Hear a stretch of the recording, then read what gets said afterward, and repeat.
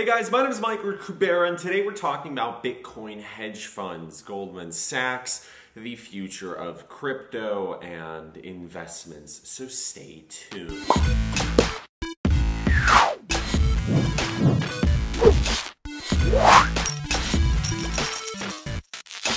Okie dokie, so I was researching how many hedge funds there were, and now the number is approaching 150 for Bitcoin hedge funds. Wall Street has become very interested in cryptocurrencies over the past couple of months. I mean, they've been looking at it for years, but recently Goldman Sachs, Lehman Brothers, I'm just kidding about Lehman Brothers. Remember 2008? Great. AIG, oh my goodness. Wall Street, very reputable place.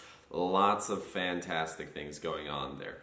Although now with cryptocurrencies kind of in a bubble, I wonder if there could be something worse than 2008. Anyways, let's not think bad thoughts.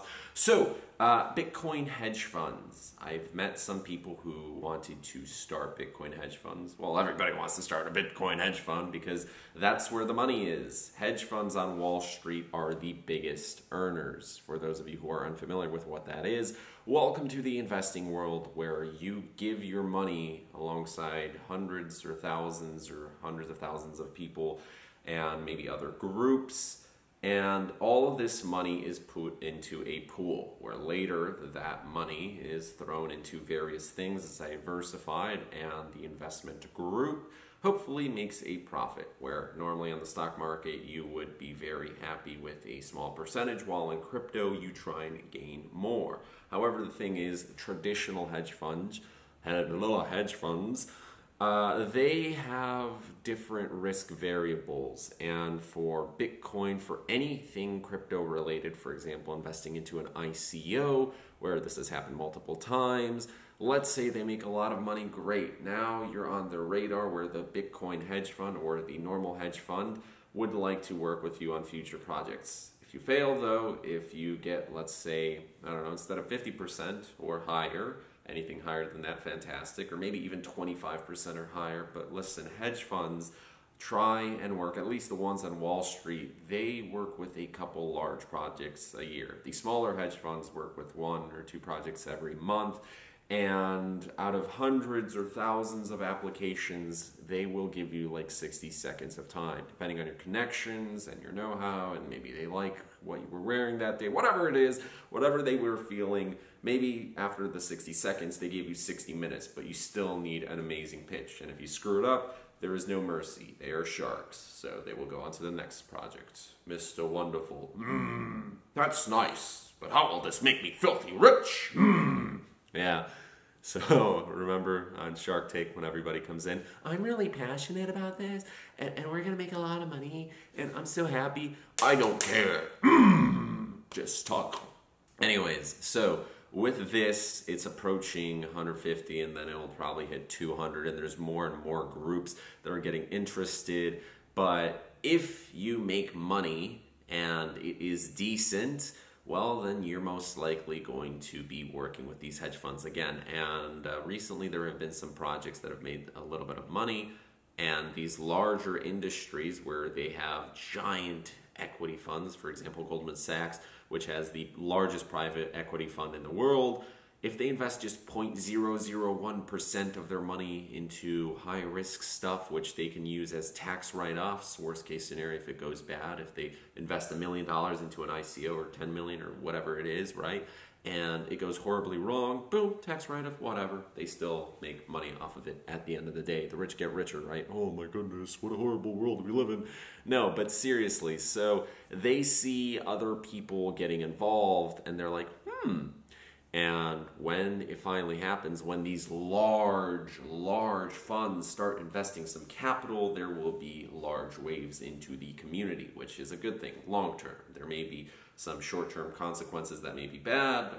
Not exactly sure how it will play out. And with cryptocurrencies, since the markets are so incredibly volatile, hence the high risk and all that, it's always a weird, wild goose chase. But there are more Bitcoin hedge funds that are coming out, and that is due to the fact that Bitcoin's rising, Ethereum's rising, there's a lot of money out there. I mean, we're approaching slowly but surely a $400 billion market cap, maybe $1 trillion market cap, 10 million, 100 trillion, gajillion, right? And people want to invest. Now, the average Joe doesn't know what they're investing in. They just heard Bitcoin, Bitcoin, Bitcoin, and they might buy Bitcoin, or they might go to a hedge fund and they're like, oh, here you go, here's my money. Or there's other groups that want their funds managed. There's hundreds of different reasons why one would go to a hedge fund, and the traditional hedge funds are now getting interested because they see these Bitcoin hedge funds are making a lot of money, where, you know, there's hedge fund managers that are making $1 billion or more every single year on Wall Street. Now, if cryptocurrencies explode, the blockchain technology is here to stay. Where, sure, if Bitcoin is in a bubble and Ethereum is in a bubble and all these coins do fall and there's something that better and it takes their place, well, great, fantastic. These crypto hedge funds, especially these ones at the very beginning, some of them, of course, will fall, but the ones that will remain in place, and maybe some figures will change, the teams and all that, but the ones that will remain in place will absolutely dominate. There's very little regulation, if any at all, right now, and depending on where you're located in the world, certain situations may be better for you. So yeah, there's a lot of money to be made. Now, should you invest into cryptocurrencies? That's up to you. You should always do your research behind it. Personally, I think, you know, it's better to earn and then to invest instead of go to, you know, hedge funds and all this. But hey, that's just my personal opinion, so you're entitled to whatever you feel. So what do you think about this? What if Goldman Sachs entered into the world of crypto? What if all these giant Wall Street guys suddenly switched over? And some of them do have a little bit of Bitcoin, where, you know, JP Morgan, the Chase CEO, the little Jamie Dimon, yeah, there we go, that's his name. He was a little upset with Bitcoin, called it a scam, and then the hypocrite kind of had his own little article where there was some offshore funds and taxes and all that.